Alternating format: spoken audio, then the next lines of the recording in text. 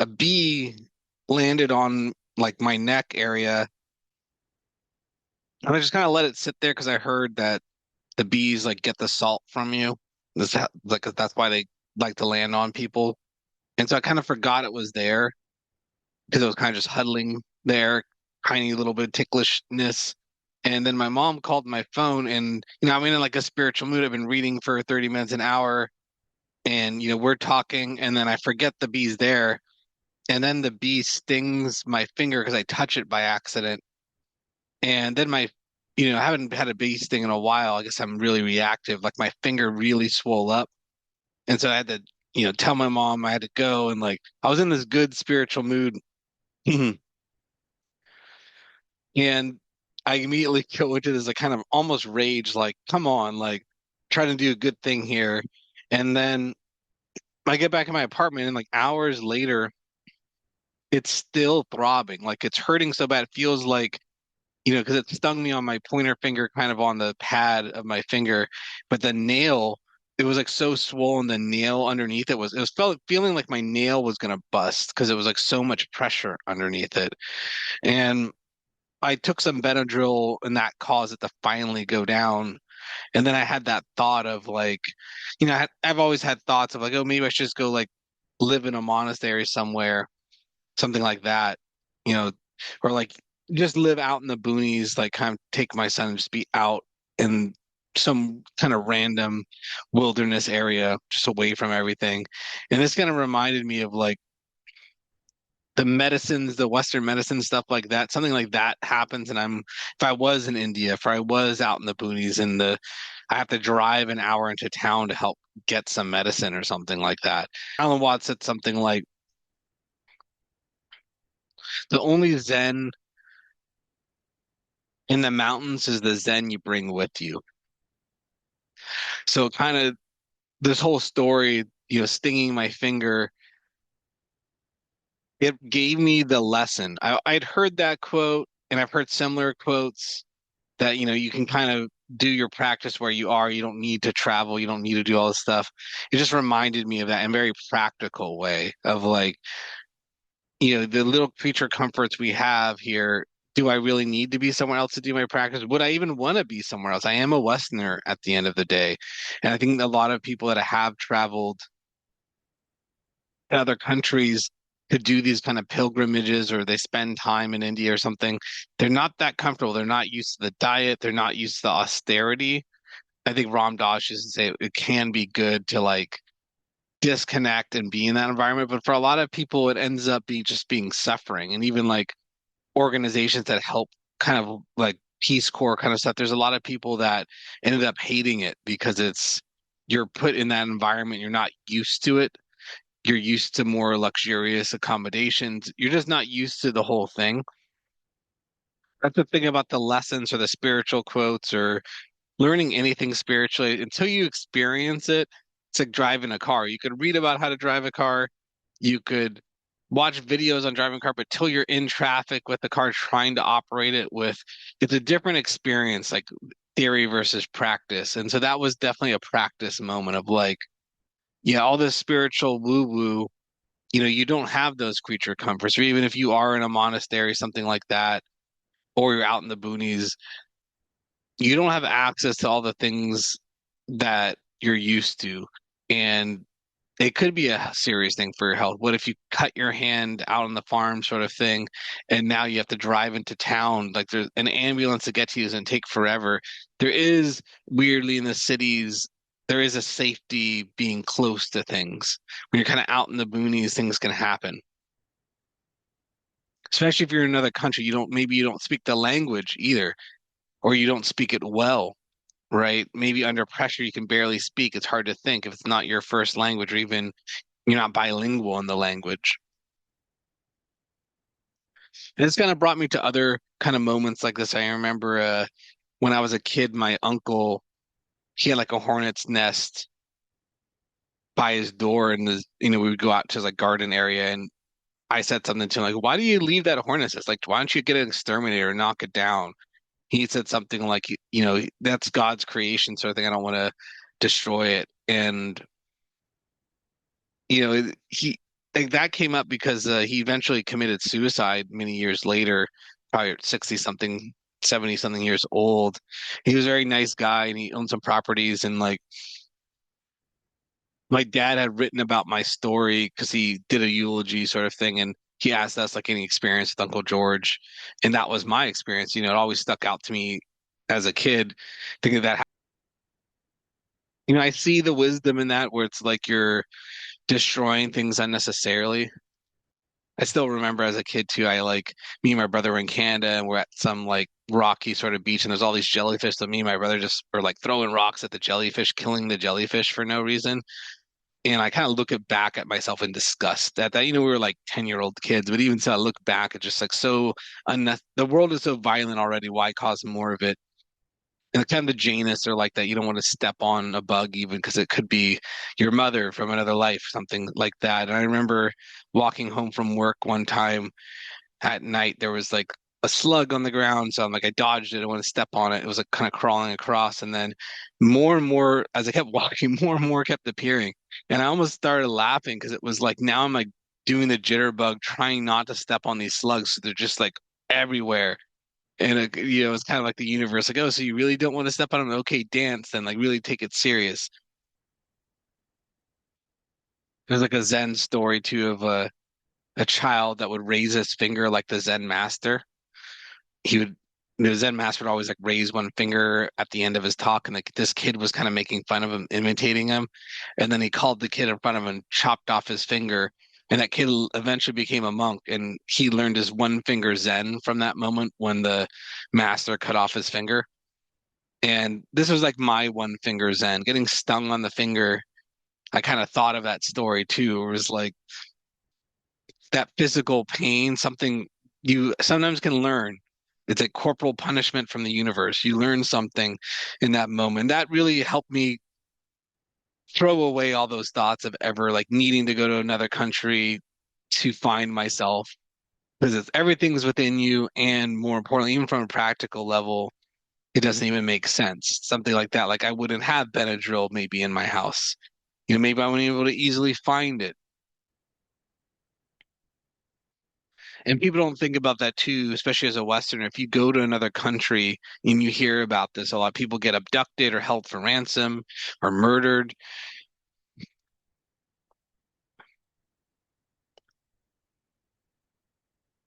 Sometimes you're a target, especially if you look like me, if you're kind of pale skin, you stand out. You don't look like the locals.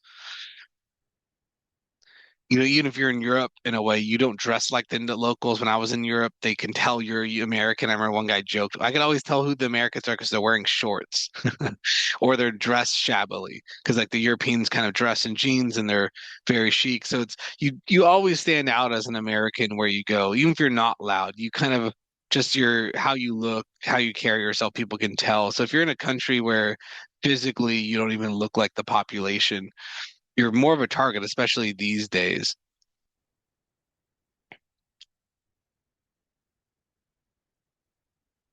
Especially if you don't speak the language, because someone could be sitting behind you in a cafe plotting on the phone to jump you, and you have no idea. They're just talking on the phone versus if you both spoke English, the person couldn't plot on you right behind you, right? So there's a lot of risk doing the whole spiritual kind of pilgrimages. Remember, my mom always goes to Medjugorje and she's done a bunch of pilgrimages. And I think the last time she went, she's like 73 years old. She had like she had to have help like walking up this giant hill. It's you know, I respect it in a way, but it's like an impractical thing. And then she's getting ripped off. She's buying this is the soil of this. She's getting sold trinkets. It's like there's a whole marketing around this sort of stuff. And that's another thing too. If you were to pick it up all and leave, there's a lot of expats that go to other countries and you don't realize what you're getting into. You know, a lot of times even the food you might not you better like the food because you know my one of my friends he's in the Philippines now. There's not very good milk products. There's not much milk products. Hard to find cheese or good cheese at least. It, you know, just kind of the if you're not used to the diet, you know, or like the standards of living, especially you're out more towards the country in the Philippines. So you might have to get your own water system because there's like worms and other parasites in the water, you know. And even though he's there, like he's still a target, tall white guy in the Philippines.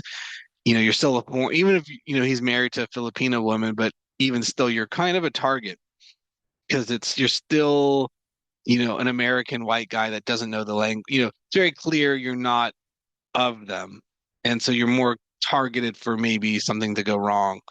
People don't think about that. Like people would always say, you need to travel more internationally. And I've always kind of shied away from that to some degree because even in my younger years, I was aware that things can happen and it's not the same laws.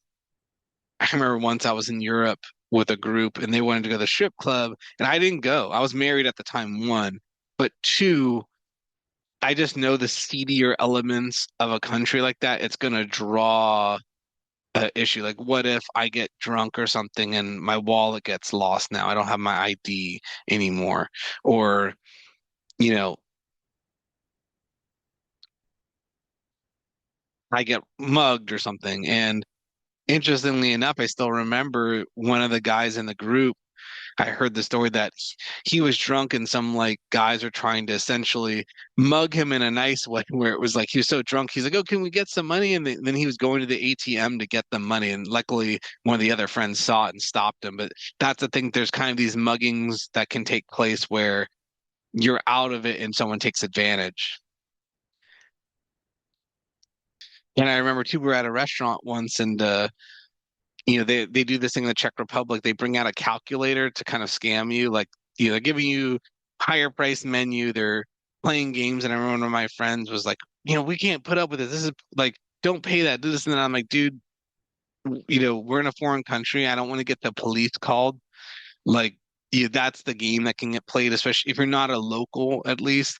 That's the game the locals can play on you. They don't want they know you don't want trouble.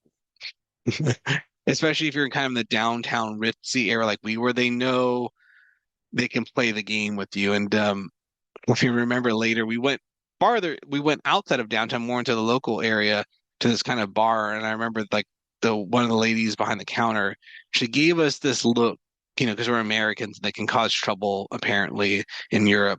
The British are actually the worst apparently. And she gave us this look like, are you guys gonna cause trouble? She had this like look in her eye.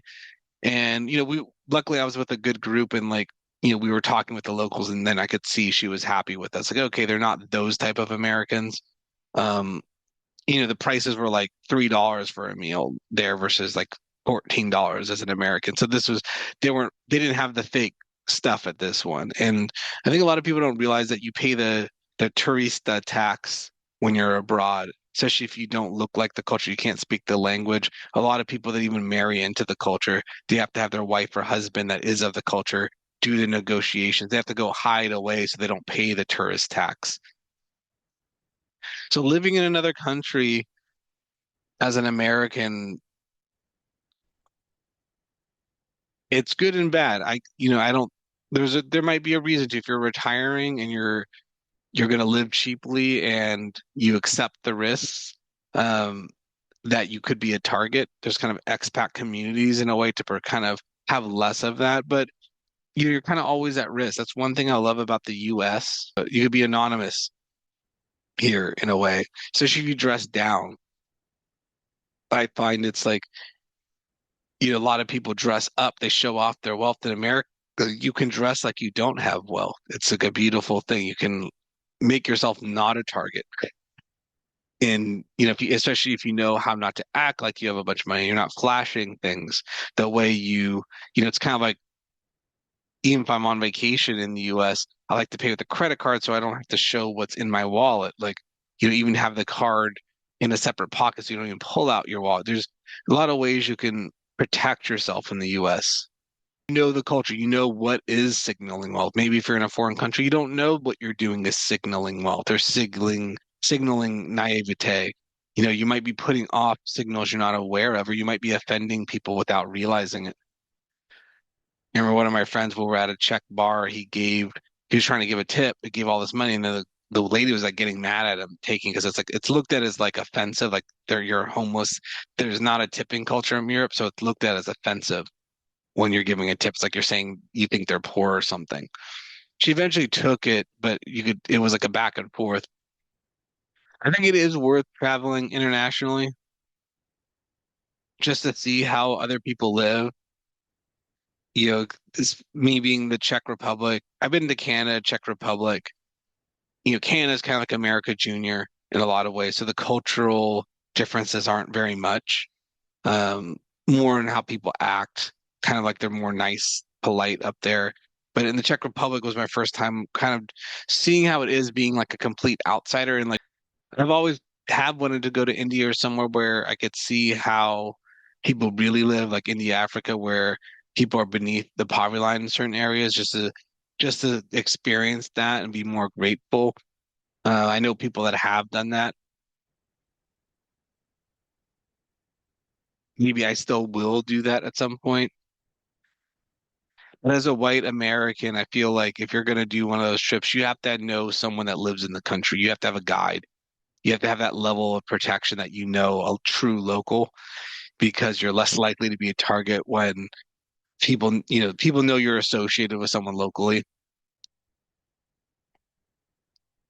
Like my friend living in the Philippines now, I'm way more likely to visit maybe someday just because I know, I have someone that can tell me don't go to these areas. Is this a good hotel? What areas should I, you can kind of dodge a lot of the problems. I think going into a country cold is like crazy. I remember my ex-wife had a friend, she was like a white woman that went to like Thailand. She went on like a world tour all by herself and she had this image, I think she was in some Asian country and like all these men are like staring at her. She's wearing like short shorts on this like little tut tut tut.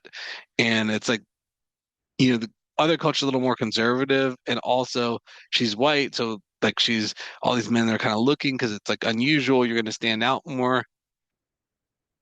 I think a lot of times people go international to seek enlightenment. They think they're going to find something in India or they're going to find something in Medjugorje or, if Muslim, if they're going to Mecca, that's going to change their life. In a way it does. I think international travel or any kind of large travel can, but I kind of feel like you can find things on your own. You could find things in your own city or locally, something drivable or flyable within your own country.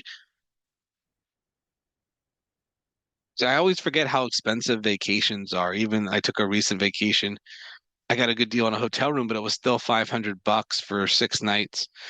And I saw my credit card bill and I'm like, why is it 500 high? And then I'm like, oh yeah, the vacation. And then, my credit card bills are higher, all the foods I bought, all this. It's like I think I read something like you shouldn't need a vacation from your life. You should live a life that you're doing what you love every day. So you don't need a vacation. Every day is like a vacation.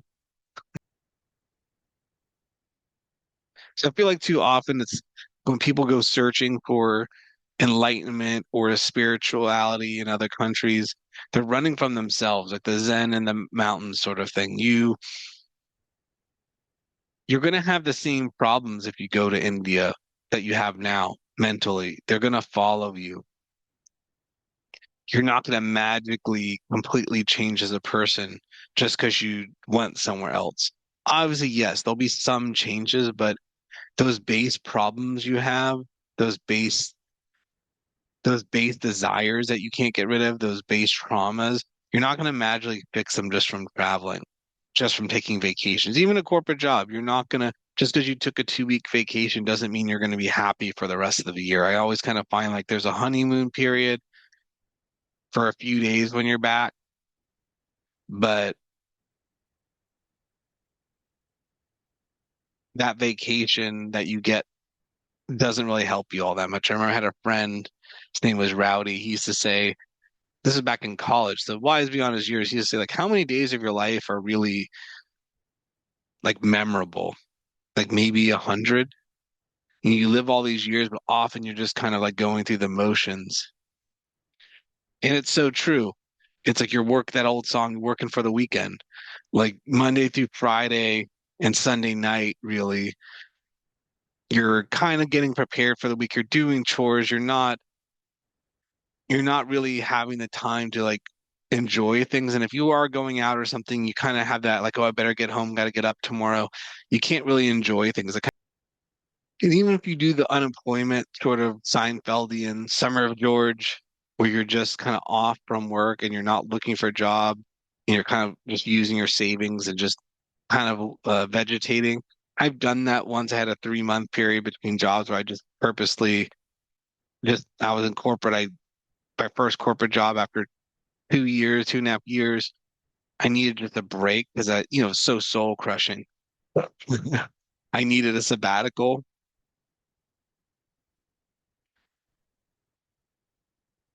but then you realize you still have to work, and there's this dark cloud over you that you're enjoying the time off, but you know it can't last forever. You're gonna have to get back to the grind.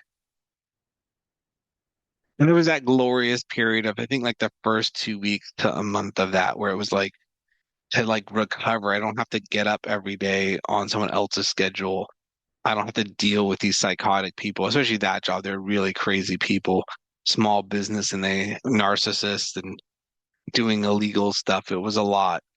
And, I was like caught in the crossfire. So it was actually the healthiest thing. But then there was a point you're just kind of like, well, what now? Because you still need to pay the bills. You need health insurance. So it's kind of like out of the pan into the fire. You're going to have to work somewhere. It's kind of the same idea, the Zen in the mountains kind of thing. You're going to have to work for a living somewhere. So those same problems are going to, no, whatever workplace you're at, you're never going to be 100% happy, very rarely. So you have to kind of use the bad workplace as the fulcrum of your practice balance off of it. But at the same time, it can't be insurmountable. I think that's why a lot of people they break and they quit their job and they're doing something completely different and now they're struggling or they go on the finding myself trip across the world, backpacking through Europe kind of thing, going to India. I think it can be healthy. I never really had that experience. I kind of, maybe I should, maybe I'm wrong here. But I've never, the one time I probably should have done it was post college. I think that's when people usually do that. They go for their year of traveling the world. I didn't have the money one, and also I didn't feel like maybe I had the maturity in a way. I didn't know enough. I knew that I didn't know that much about the world. So I knew there was a risk just going overseas or something like that.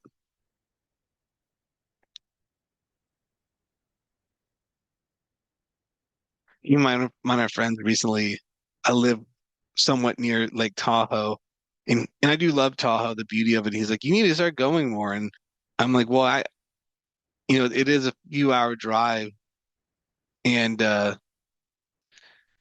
even joked with him like, what I'm doing now is enough for me. My little trips locally, it's kind of like in our culture with America, it's always like you're chasing Zen somewhere else.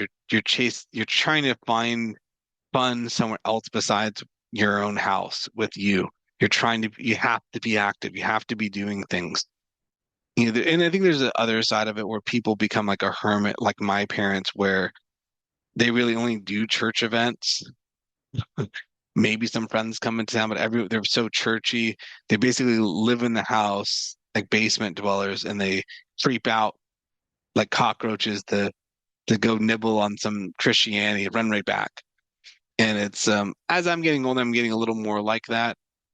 Um, I can kind of see the wisdom in that because if you're doing things in the world, probably should, at least do something spiritual. But I think there's a balance of having fun and doing interesting things, but also, not trying to escape your own mind by going out so much. And just the prices these days to me are crazy. That's part of the reason too I've not done a lot of traveling so much is if you're not making a ton of money or you have a lot of financial responsibilities, feels irresponsible to spend so much on vacation. Even my last vacation, I did a 1 week vacation, like 6 night vacation, and then the rest of the time was a staycation. So I just kind of hung out locally because the hotel and the expensive meals, people don't think about it. Like when you spend all that money, when you come back, you got to earn it back in a way. It's the money's gone and it didn't really go to anything. It's not an asset. You could have used that couple grand you spent on vacation as an investment. You could have bought some stock. There's not a value besides, mental health in a way. I've done that many times throughout my career. I've done a staycation.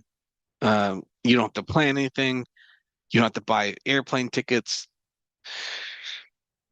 You don't have to have an itinerary. To me, I knew a CEO type. He would go to like Turkey for 2 weeks or a month a year and just smoke hashish the whole time and just be just living in Turkey. He got it. Like you just need that like 100% disconnect that you just forget about everything.